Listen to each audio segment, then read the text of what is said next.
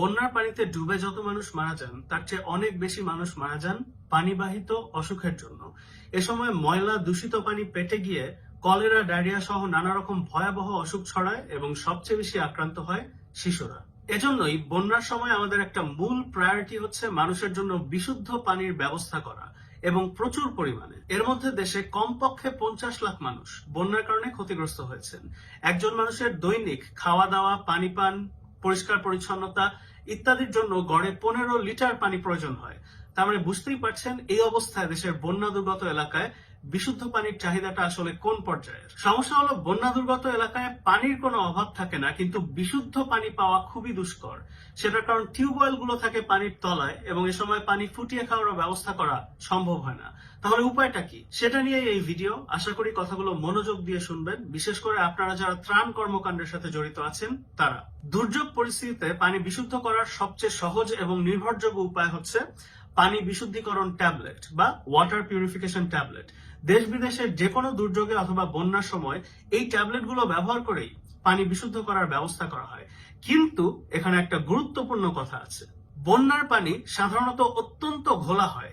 এই ট্যাবলেট গুলো কিন্তু ঘোলা ময়লা পানিতে ঠিক মতো কাজ করতে পারে না। কাজেই এসব ট্যাবলেট ব্যবহার করার আগে অবশ্যই পানিকে পরিষ্কার করে নিতে হবে। আমরা এর মধ্যে মাঠ থেকে খবর পেয়েছি অনেকে ঘোলা ময়লা পানির মধ্যে সরাসরি ট্যাবলেটটা দিয়ে দিচ্ছেন। এর ফলে কিন্তু পানি নিরাপদ হবে না। আগে পানি থেকে ময়লা সরিয়ে তারপর সেই ট্যাবলেটটা যোগ করতে হবে। তাহলে ঘোলা পানি থেকে ময়লা সরানোর বা পরিষ্কার করার উপায় কি? খুব সহজ। বাজারে ফিটকিরি বলে একটা জিনিস কিনতে পাওয়া যায়। সেই ফিটকিরি গুঁড়ো করে এই ঘোলা পানির মধ্যে মিশিয়ে নিতে হবে। একদম সামান্য, প্রতি লিটার পানিতে 1 চিমটি ফিটকিরির গুঁড়ো দিলেই হবে। মানে একটা কলসের মধ্যে যদি 20 লিটার পানি থাকে সেখানে মোটামুটি আধা চামচ ফিটকিরির গুঁড়ো বা পাউডার দিয়ে দিলেই কাজ হয়ে যাবে। তো এরপর পানিটাকে একটু নেড়ে যদি আধা ঘন্টা 1 ঘন্টা রেখে দেন, দেখবেন তার মধ্যে পানির সমস্ত ময়লা একদম তলানি হয়ে পাত্রের নিচে জমা হয়ে গেছে। এরপর উপরের পরিষ্কার পানিটাকে অন্য একটা পাত্রে ঢেলে নিলেই হবে। ধরেন কথার কথা আপনার হাতে ফিটকিরি নেই অথবা পানিটা অত বেশি ঘোলা নয়, সেক্ষেত্রে কি করবেন? সেক্ষেত্রে যেটা করতে পারেন, যে কোনো কাপড়, মোটামুটি পরিষ্কার কাপড় হলেই হবে, শাড়ি, লুঙ্গি, গামছা যাই হোক না কেন, সেটাকে 4 ভাঁজ করে কলসের মুখে আটকে নেবেন। তারপর এই কলসের মধ্যে পানি নিলে এই কাপড়ের ছাঁকনি দিয়ে পানি ফিল্টার হয়ে মোটামুটি পরিষ্কার হয়ে যাবে। কিন্তু কাপড়টা ভাঁজ করে দেওয়াটা কিন্তু গুরুত্বপূর্ণ। কমপক্ষে 4 ভাঁজ যেন দেওয়া হয়, না হলে পানি ঠিক মতো ফিল্টার হবে না। তো এই ফিটকিরি অথবা পানি অত ঘোলা না হলে কাপড়ের ফিল্টার, এই 2 উপায়ে ঘোলা পানিকে পরিষ্কার করা যায়। কিন্তু পানি পরিষ্কার চেহারা দেখে কিন্তু খেয়ে ফেলবেন না। এই পানি এখনো বিশুদ্ধ বা নিরাপদ কিছুই হয়নি। পানি চোখে দেখে পরিষ্কার লাগলেও এর মধ্যে অসংখ্য রোগ জীবাণু গিজগিজ করছে। এই পানি পেটে গেলে আপনার বাচ্চার অসুখ হতে পারে। সেজন্য এই পরিষ্কার পানিকে এবার জীবাণুমুক্ত নিরাপদ করতে হবে, যার জন্য ওই পানি বিশুদ্ধিকরণ ট্যাবলেট বা ওয়াটার পিউরিফিকেশন ট্যাবলেট গুলো দরকার, যেটার কথা ভিডিওর প্রথমে বলছিলাম। বাজারে এরকম বিভিন্ন জাতের ট্যাবলেট পাওয়া যায়। অ্যাকোয়াট্যাব আর হ্যালোট্যাব দুটো উদাহরণ। কতখানি পানিতে কয়টা ট্যাবলেট যোগ করতে হয় সেটা হচ্ছে প্যাকেটের গায়ে লেখা থাকে। যেমন এই 33 মিলিগ্রাম অ্যাকোয়াট্যাব ট্যাবলেটের ক্ষেত্রে 5 লিটারে একটা ট্যাবলেট দিতে হয়। তার মানে একটা কলসের মধ্যে যদি 20 লিটার পানি থাকে সেখানে 4টা অ্যাকোয়াট্যাব ট্যাবলেট যোগ করতে হবে। অর্থাৎ 26 টাকার 1 পাতা ট্যাবলেট দিয়ে এই প্রক্রিয়ায় 50 লিটার পানি বিশুদ্ধ করা সম্ভব। তো এই ট্যাবলেট পানিতে যোগ করার পর আধা ঘন্টা অপেক্ষা করবেন। মানে ওষুধটাকে তো কাজ করার একটু সময় দিতে হবে। এই সময়ের মধ্যে এই ট্যাবলেট পানিতে গলে গিয়ে যত রোগ জীবাণু আছে সব মেরে সাফ করে ফেলবে। এরপর এই পানি খেলে ইনশাল্লাহ কোনো সমস্যা হবে না। একমাত্র সমস্যা হচ্ছে এই পানিতে একটু গন্ধ থাকতে পারে, কিন্তু এটা ভয়ের কোনো কারণ নেই এবং এখানে অন্য কোনো পার্শ্ব প্রতিক্রিয়া বা সাইড এফেক্টেরও কোনো ভয় নেই।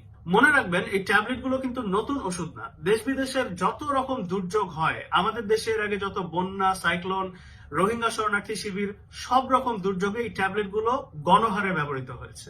আপনারা ইনশাল্লাহ নিশ্চিন্তে এই ট্যাবলেট গুলো ব্যবহার করে পানি বিশুদ্ধ করতে পারবেন এবং নিজে এবং আপনার বাচ্চাকে খাওয়াতে পারবেন। কথার কথা মনে করেন আপনার হাতে ট্যাবলেট নেই, বাজারে স্টক শেষ বা কোনো কারণে পাওয়া যাচ্ছে না, তাহলে কি করবেন?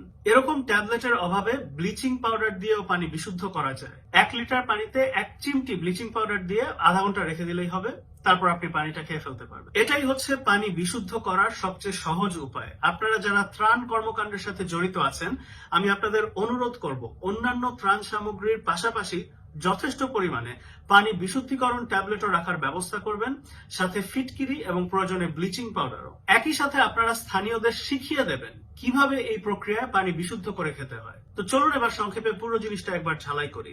পানি যদি বেশি ঘোলা হয় তাহলে ফিটকিরি গুঁড়ো করে প্রতি লিটারে 1 চিমটি ফিটকিরি মিশিয়ে কিছুক্ষণ রেখে দেবেন। আধা ঘন্টা 1 ঘন্টার মধ্যে ময়লা নিচে থিতিয়ে পড়লে উপরের পরিষ্কার পানিটা আরেকটা পাত্রে নিয়ে নেবেন। যদি পানি অত বেশি ঘোলা না হয় অথবা হাতের কাছে ফিটকিরি না থাকে, তাহলে একটা কাপড় 4 ভাঁজ করে সেটা দিয়ে পানিকে ছেঁকে বা ফিল্টার করে পরিষ্কার করে নিতে পারেন। এভাবে পানি একবার পরিষ্কার হয়ে গেলে সেখানে ওই পানি বিশুদ্ধিকরণ ট্যাবলেট গুলো যোগ করবেন।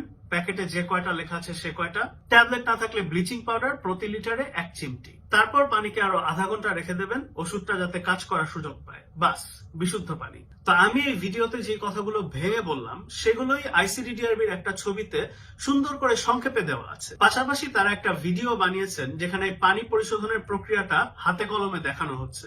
যারা ত্রাণ কর্মকাণ্ডের সাথে জড়িত আছেন আশা করি এই ছবি এবং ভিডিও দেখে নেবেন।